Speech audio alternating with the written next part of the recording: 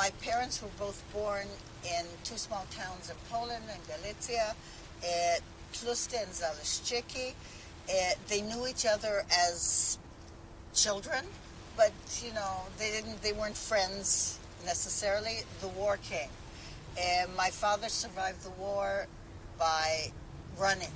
He was caught, he was put in work camps and got out of them and ran again, and put in work camps and got caught again and escaped. One of the memories he told us was that he found some friends among the partisans, and he was hoping they could help him, and they told him that there's this Polish farmer who's going to come and get them all across the border, but they have to pay him. And everybody had to give something to pay this man, whether it was a candlestick or some money or some cloth, whatever. My father had nothing. He had nothing. And the Polish farmer refused to take him on this cart. He said no. And my father was in despair. He said he just sat there and he figured this was it. They're all going to live and he's going to die. And of course the cart was stopped. The Gestapo found them, killed every one of them, and my father survived because he had nothing. Wow. That's the one story he told us.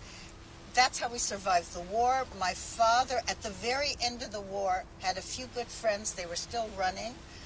He got shot by friendly fire. We assume it was American planes. Literally, the last day of the war, the Russians liberated them, and his friends rushed him to a Russian military camp, medical camp, and his good friend still had a mother alive. He went to his mother and says, "We have to bring Max food." My father's name was Max Hellman. And so this friend's mother cooked something for him.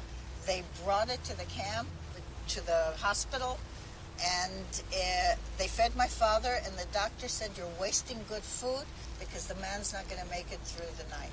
And my father survived. And those friends were friends of ours forever. We honored them as much as we could because they saved my father's life.